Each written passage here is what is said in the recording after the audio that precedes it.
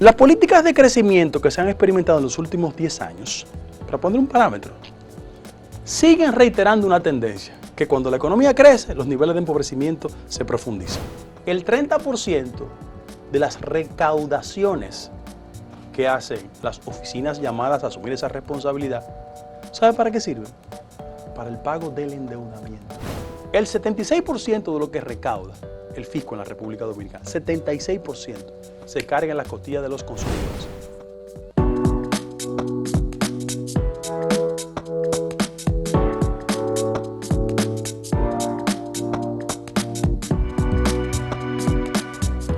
Saludos amigas, amigos, ustedes sintonizan Acento TV y este es su espacio a partir de ahora. Estamos con el doctor Guido Gómez Mazara en este día, ustedes saben, dirigente del Partido Revolucionario Moderno y que ha estado en un debate sobre lo que debe ser la democracia interna en ese partido que es el partido de gobierno. Bienvenido, Guido. Buenas, hermano. Placer de siempre. ¿Qué es eso de popicracia que tú has dicho y a mucha gente le ha llamado la atención? Ok. Lo primero es que en la República Dominicana muchas figuras han contribuido a que uno analice la realidad social vía el prisma de los sectores sociales que inciden en cualquier tipo de conglomerado, en este caso la República Dominicana. Lo hizo Juan Bosch y Juan Isidro Jiménez Grullón, inicialmente. Bosch con aquello de tutumpotes y Pescuezo largo, hijo de Machepa. Ajá. Y Juan Isidro hacía una reflexión interesantísima sobre el tema. ¿Cuál es el problema? Que en la actual coyuntura, la sociedad dominicana tiene el dilema de que el proceso de crecimiento económico experimentado en los últimos años tenga una visión de inclusión para que la democracia no esté tan corroída que se apueste a un salto al vacío. No es una frase mía, la usó Balaguer en algún tiempo. ¿Cuál es el dilema? Que cuando tú vas a las cifras estadísticas en la República Dominicana, en los gobiernos, hablo en plural, tú te darás cuenta que la lógica es que sigan pocas manos concentrando riquezas desde el punto de vista de lo económico y siga la tendencia en política de que pocas manos controlen los aparatos llamados a democratizar la sociedad. Y si antes eran tutumpote, ahora son popis. ¿Qué es un popi? Un popi es el referente de los sectores exclusivos que, sobre la base de privilegios de una sociedad desigual, tiene un acceso a los resortes del poder en mejores condiciones que el resto de la sociedad. Yo te lo quiero explicar estadísticamente. La gente cree que es un intento de fragmentación de la sociedad. Esas locuras que se le ocurre a la gente que no puede discutir con racionalidad. Mira, también plural. En el año 1998, estadísticamente en la República Dominicana, el 2% de la población concentraba el 36% de la riqueza. 98. A partir de esa fecha, los procesos de crecimiento que ha experimentado la economía dominicana con sus altas y sus bajas reiteran un drama siguiente, que cuando la economía crece, pocos sectores concentran el crecimiento y el fenómeno de desigualdad social sigue abonando el terreno de una democracia maltrecha. Tú fíjate el año a partir de 98. Sí, claro. Estamos hablando de 24 años. Sí. Hoy somos más desiguales que en el 98. Pero claro que sí. ¿Cómo se explica ese, o cómo se expresa esa desigualdad? Sí, yo te lo voy a expresar de esta manera. Las políticas de crecimiento que se han experimentado en los últimos 10 años, para poner un parámetro, siguen reiterando una tendencia, que cuando la economía crece, los niveles de empobrecimiento se profundizan. Y voy a hacer una lectura de hoy hacia atrás. En la actual coyuntura en la República Dominicana, si bien es cierto la impugnación que le hicimos a la pasada administración de que las políticas de crecimiento profundizaban la desigualdad, hoy tenemos un drama que se le adiciona a ese componente, que podría conducirnos a una profundización de esos niveles de desigualdad. ¿Cuál es? Que la economía dominicana, durante la administración del presidente Luis Abinader, mi partido, ha tenido que enfrentar dos grandes conflictos. Uno, en los inicios del gobierno, de carácter sanitario, COVID-19, con el efecto que ha tenido en las finanzas públicas ese componente, y otro que en el orden internacional, un conflicto Ucrania-Rusia, se ha traducido en un proceso inflacionario en todo el bloque terráqueo. Frente a eso, la economía dominicana sigue sosteniendo la tesis de crecimiento en pocas manos y un proceso de profundización de la pobreza. Mira los elementos, vamos a las estadísticas. La economía dominicana en el último trimestre ha crecido 6.1. Muy bien. Ahora, ¿cómo se proyecta el nivel de inflación este año? Sobre el 10%. Mira qué cuadro tenemos. ¿Qué significa eso? Que una economía, cuando tiene que combinar los componentes de crecimiento económico con inflación, eso se traduce en una profundización del nivel de desigualdad social. Fíjate que no estoy apelando a las impugnaciones tradicionales desde el punto de vista partidario. Estoy hablando que en la medida que las políticas públicas dan señales de que la inversión solo privilegia a los sectores de siempre, la noción popicrática de la sociedad dominicana se sigue profundizando. Porque le dice a la gente que el esfuerzo democrático se concentra solo en ir a elecciones cada 4 años.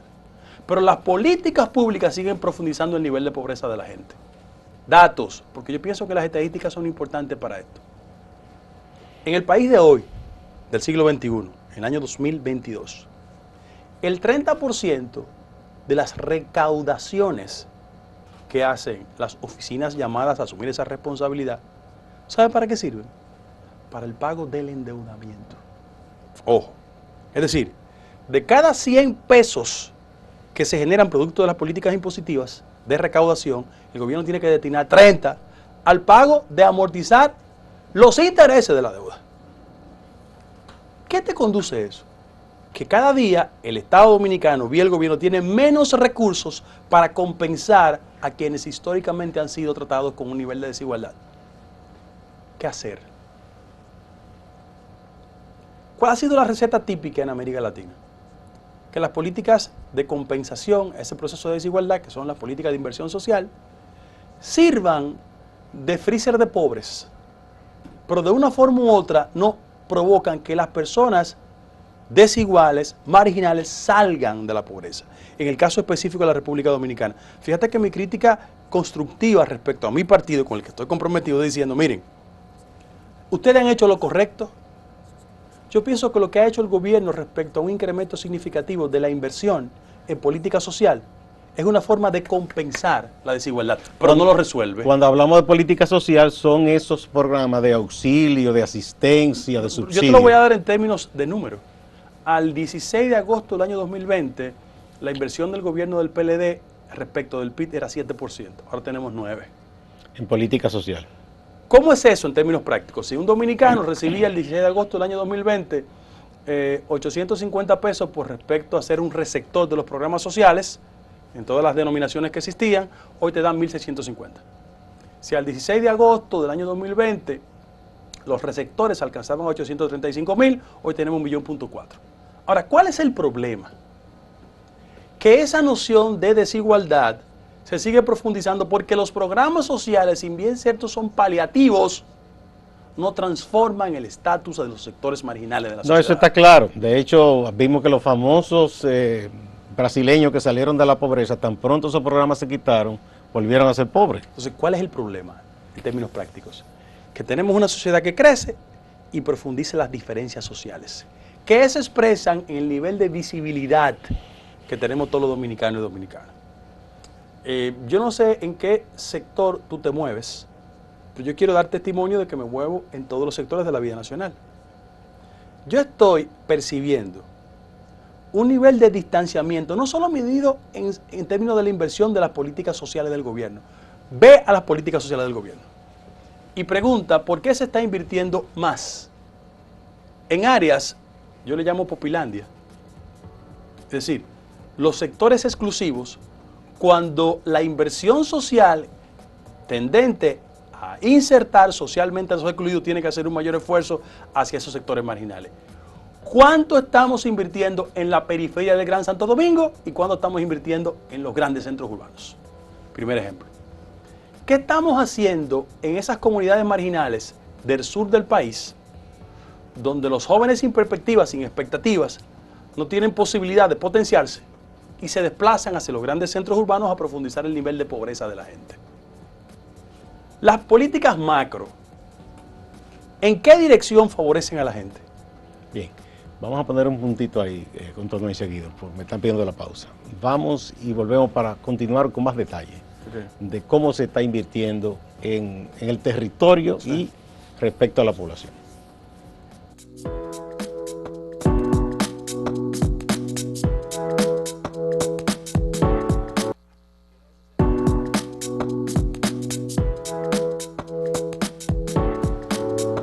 Continuamos con el doctor Guido Gómez Mazara, dirigente del PRM.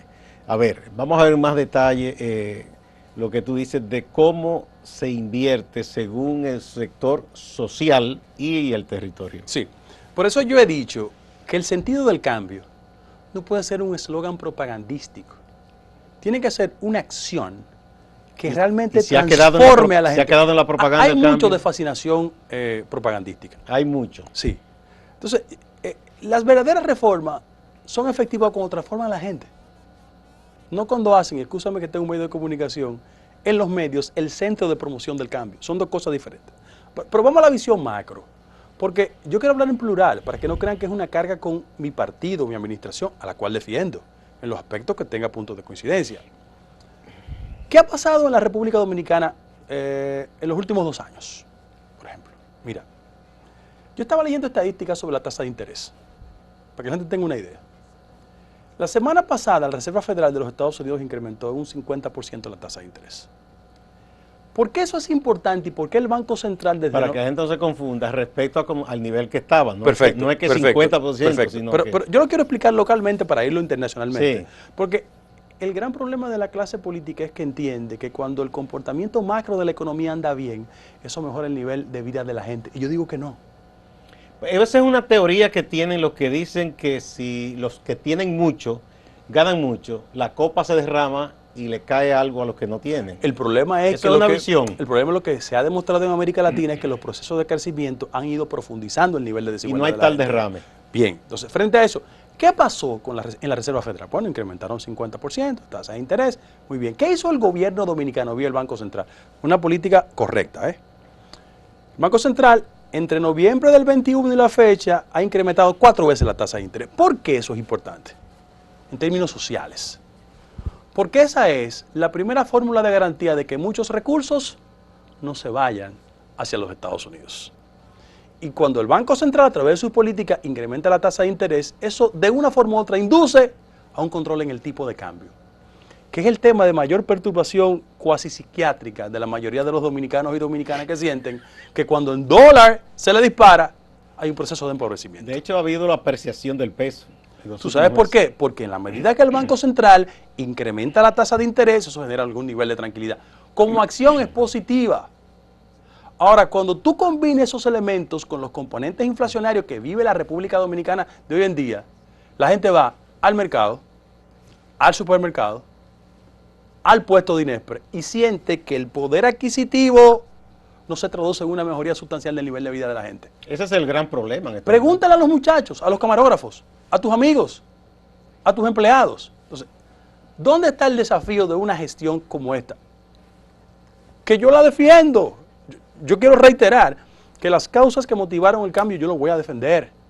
Ahora, hay aspectos de la visión en la implementación de política pública del cambio que yo no estoy de acuerdo. Ejemplos. Aquí la gente discute que el sistema hospitalario es ineficiente. Yo creo que es ineficiente. Hay una relación de inversión en América Latina, y yo siempre lo repito, de 5% del PIB con respecto a la inversión en salud. Aquí, cuando comenzó el gobierno, era 1.9 del PIB y se ha incrementado a 2.2. Ahora, ¿dónde está mi discrepancia con el gobierno? En la siguiente. Yo no creo que es inteligente, irracional, que en el marco de una situación de déficit del sector hospitalario, tomemos 2.000 millones de pesos para la clínica privada. Son préstamos, obviamente. 2.000 millones de pesos para la clínica privada. Préstamos. Millones de pesos, bien. Sí, préstamos como tú quieras. Ahora, lo del BNB. Sí. Bueno, ahora le cambiaron el nombre al BNB.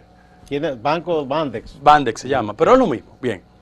2.000 millones de pesos. Ahora, yo preferiría 1000 veces que esos recursos fuesen a mejorar sustancialmente la infraestructura del sector salud del país. ¿Tú sabes por qué? Porque al final de la jornada la gente tiene que sentir los efectos del cambio.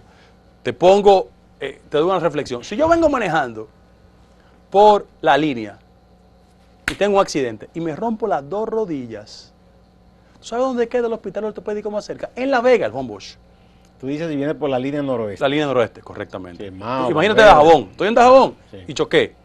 Yo preferiría que esa inversión de 2.000 millones de préstamos vía Bandex a la clínica privada, esos recursos establecieran para consignar, construir un hospital ortopédico en la línea.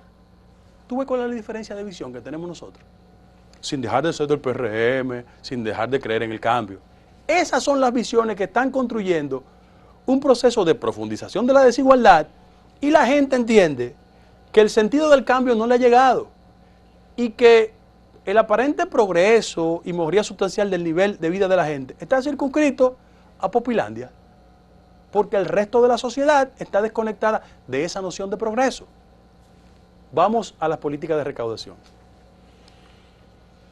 El 76% de lo que recauda el fisco en la República Dominicana, 76%, se carga en las costillas de los consumidores. Ti, yo, aquel, el otro y el otro. ¿Tú sabes quiénes pagan más impuestos? Los más pobres. Entonces, una sociedad que de antemano te genera un crecimiento que lo excluye, una inflación que lo impacta, no le construye perspectivas de mejoría sustancial del nivel de vida de la gente. Ya la discusión, Gustavo, no es ideológica, no es programática. La discusión que se establece en América Latina es sobre la base siguiente. ¿Quién implementa políticas públicas que mejoran sustancialmente el nivel de vida de la gente? Ahí es que está el drama. ¿Y cómo se traduce eso desde el punto de vista electoral? Muy fácil. Los gobiernos que en América Latina han tenido que enfrentar el proceso inflacionario han perdido elecciones. Han perdido elecciones. ¿Por qué gana Xiomara Castro? ¿Un escándalo del gobierno anterior? Sí. El expresidente lo mandaron hasta extraditado por Estados Unidos. Pero había un proceso inflacionario en Honduras que profundizó el nivel de pobreza de la gente. ¿Qué pasó con el milagro económico de Chile? Ese presidente actual era la cabeza visible de la marcha de los pingüinos. Una protesta de los sectores estudiantiles que entendían que las políticas económicas de crecimiento en Chile no le mejoraban el nivel de vida de la gente. Te digo algo, ¿va a ganar Gustavo Petro en Colombia? ¿Por qué? Porque el intento de reforma que hizo Duque generó un proceso inflacionario y muertos en las calles de Colombia. Te advierto, va a ganar Lula. Es verdad que lo persiguieron, es verdad que lo molestaron, pero el actual gobierno brasileño, la inflación se ha disparado. Entonces yo le estoy diciendo a mi partido, al gobierno que yo tengo mis amigos y mis hermanos, y que de buena fe hago recomendaciones para colaborar, que no tengo interés en participar en una función pública, de que nos miremos en ese espejo para que vean que la concepción popi de las políticas públicas, cuando profundiza la exclusión, cuando no ayuda realmente a la gente, está golpeando la base electoral de nuestro partido. Bien, vamos a otra pausa. Cuando retornemos, para que hablemos también un poquito, y ahí asumo el encargo de un compañero periodista, joven periodista de aquí, que dijo, pregúntale a Guido si él piensa que los miembros, la mayoría de un partido, debe ir al gobierno de ese partido. Vamos a la pausa y volvemos.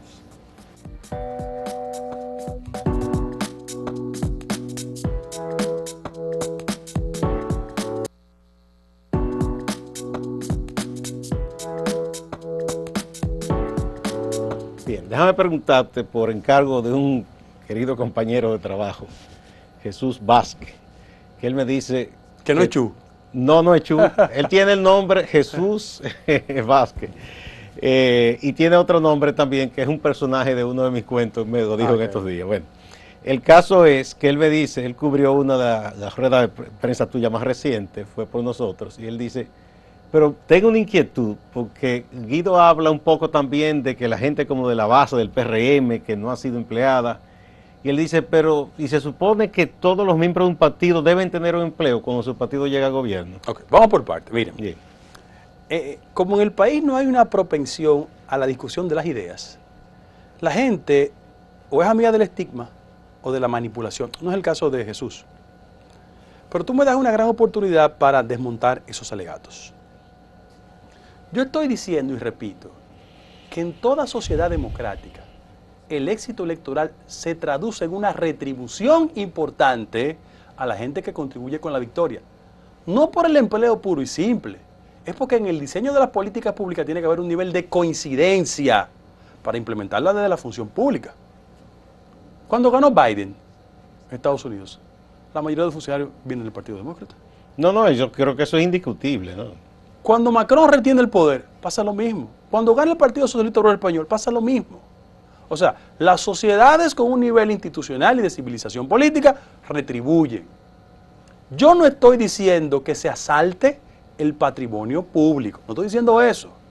Lo que estoy diciendo es, y parte de los dos primeros bloques anteriores estaban en la dirección de que las coincidencias respecto al diseño de políticas públicas tiene que, de una forma u otra, incluir a los sectores históricamente excluidos, entre ellos la gente nuestra, porque ¿cuál es la base electoral y social del PRM? Los pobres. Estoy diciendo lo siguiente, sin irrespetar las reglas administrativas y la ley de carrera civil, yo entiendo, promuevo, de que en el gobierno se tome una mayor conciencia de incorporación a esos sectores. ¿Tú sabes por qué? Porque en sociedades como la nuestra, pobre, desigual, también el Estado dominicano tiene que servir como un mecanismo de compensación a esos sectores históricamente excluidos. Yo no estoy diciendo que los programas sociales lleguen solo a los PRMistas, no, eso es pervertirlo. Yo lo que estoy diciendo es que cuando ampliamos el marco de los beneficiarios, estamos ayudando a la gente de nosotros. Eso no es un empleo, eso es una acción de política pública importante. Cuando yo propugno porque la inversión social en los territorios se afiance más en los sectores pobres, estoy diciendo, no, vamos a incorporarlo a todos, pero vamos a tocar la puerta de la gente nuestra, en la capital. La circunscripción que yo me sé de memoria, la 3, primero porque he sido el supervisor de esa circunscripción, 216,000 electores hay. La más pobre de la capital. Ahí están cuáles barrios. Simón Bolívar, Gualey, Luperón, 24 de abril. La llamada parte norte. Parte norte, que tiene el mayor nivel de hacinamiento y pobreza. Ahora, yo quiero invitar a cualquier dominicano que lea estadísticas a ver cómo anda la inversión en esa demarcación. La demarcación que ganamos con 58%, pero no porque ganamos con 58%, es porque es la más pobre. Bueno, tú ayudaste, me consta, mucho al triunfo del PRM en la alcaldía del Distrito Nacional. En esos barrios, tú moviste tu gente. ¿Cómo tú ves la gestión de doña Carolina Mejía respecto a esa circunscripción, por ejemplo? No, mira, yo pienso que yo tengo una relación de amistad con Carolina, eso lo sabe todo el mundo. No, pero al margen de pero eso, al margen de una eso, evaluación. yo quiero hacer este tipo de reflexión. A mí me seduce más las políticas públicas que sean más efectivas con la gente y menos cosméticas. El problema es que aquí hay una generación de dirigentes políticos que cree que la solución o la categoría de un gestor eficiente está en las redes y no está en la gente. Ese es mi gran problema. Redes sociales. La mejor forma de medir cuán efectivo es un gestor público es cómo invierte. Porque la gran discusión en América Latina es la calidad en el gasto. ¿Dónde estamos invirtiendo con calidad? Reitero, las políticas cosméticas no son realmente una inversión efectiva. Entonces, yo creo que hay que mejorar sustancialmente los niveles de inversión. Claro está, el ayuntamiento de la capital o la alcaldía, como se le quiera llamar, no posee los recursos suficientes para eso. Sin embargo, debe ir en auxilio el gobierno central en esos sectores. Porque ¿qué es lo que está en juego aquí? Hemos hablado de pobreza, inflación, desigualdad. Aquí lo que está en juego también, Gustavo, es el nivel de deterioro del modelo democrático. Porque cuando la gente siente que en el marco de este proceso sus problemas esenciales se profundizan, hace dos cosas. O se reitera en una nostalgia autoritaria, o sobre todas las cosas apuesta a la ruptura del orden institucional. Y yo no quiero ni una cosa ni la otra. O sea, aquí hay que apostar al cambio desde el cambio mismo, porque hay aspectos del cambio que yo no coincido. Ustedes, como medio de comunicación, han destacado mucho el tema de lo que ha pasado los últimos días en los destacamentos de la Policía Nacional. ¿Sabes cuál es el problema esencial? Fíjate que se han tomado medidas producto de los acontecimientos. Pero un gestor público inteligente es el que tiene capacidad de prevenir los acontecimientos. Entonces, ¿cuál es el problema? La concepción popicrática está totalmente distanciada de la realidad del barrio. Entonces, para tú abordar el tema de la pobreza con eficiencia y diseñar políticas públicas, tienes que entender el barrio. ¿Qué está pasando en el barrio? Que el proceso de empobrecimiento provoca que la República Dominicana sea el país en América Latina el segundo que tiene una estadística no del todo agradable, los ninis, que ni trabajan ni estudian. ¿Dónde se aloja la mayor cantidad de esos ninis? En los barrios. ¿Qué es la esquina? El centro de creatividad delictiva, casi siempre y lamentablemente. ¿Acaso en el país no tenemos una especie de prejuicio laboral respecto a la gente joven que vive en esos barrios y solicita empleo o en el sector público o privado? No, eso yo lo he confirmado con jóvenes que me dicen que tienen que cambiar el lugar en que dicen donde viven porque hay un prejuicio. Entonces, que es un prejuicio muy malo, porque no es cierto no, que todo prejuicio es malo. Pero es muy perverso, porque no es verdad que todo el que viva en un barrio es delincuente. Pues la mayoría de la gente que se levanta de madrugada aquí a pasar trabajo, de los barrios, es serio, responsable y trabajador. O en motor es de los barrios. Entonces, que sale. ¿Por dónde te explota el conflicto? Como no hay desde el gobierno central una comprensión del fenómeno, se apelan a políticas cosméticas, propagandísticas y no van al corazón de la gente. ¿Qué pasa en el barrio? Yo no sé con qué frecuencia tú vas, pero ¿qué pasa en el barrio? Que el policía establece una política de complicidad con el cuerpo delictivo del sector, ¿sí o no? Sí. Sí, hay una que las mesadas semanales, hay un cohecho ahí. Que las mesadas semanales constituyen una regla de vida. Que las políticas del gobierno no llegan con eficiencia. Pero ¿cuál es la solución? ¿Las redes? No. La solución es una aproximación efectiva y eficiente. Hay muchísimos modelos en América Latina que han transformado barrios, ciudades en conflictivas, en centros de una paz social sin precedentes. Mira, yo invito a todos los que están interesados por el tema de la pobreza, inclusive lo digo de buena fe, a mis amigos del gobierno, que vayan a Comuna 13, que es el barrio más conflictivo, sobre todo las cosas en la segunda ciudad de importancia en Colombia, y que fue el centro del gran conflicto social. Mataron gente, hicieron de todo. Vayan a ver cómo las políticas sociales de concertación y de reducción de los niveles de la pobreza han hecho eso un modelo de gestión. Que vayan a otras ciudades para que verifiquen cómo las políticas públicas inteligentes, poco cosméticas, transforman. Lo que está pasando aquí en la marginalidad social y potenciales conflictos a mediano plazo es también el resultado de que las autoridades en los últimos 20 o 25 años han creído que la solución del conflicto es puramente cosmético. O sea, entonces tú dices que el problema existía y que tu partido en el gobierno, tú pensabas que iba a cambiar eso y ha continuado. No, yo pensaba que la cercanía a esos sectores de mi partido le iba a dar la facultad para un mayor entendimiento del problema y no ha sido así, no ha sido lamentablemente. Así. Bien. Bueno, muchas gracias, Guido, por explicar esto que parece una palabra, pero que la semántica trae su sabiduría. Popicracia, ¿por qué popicracia? Bueno, Guido acaba de explicar.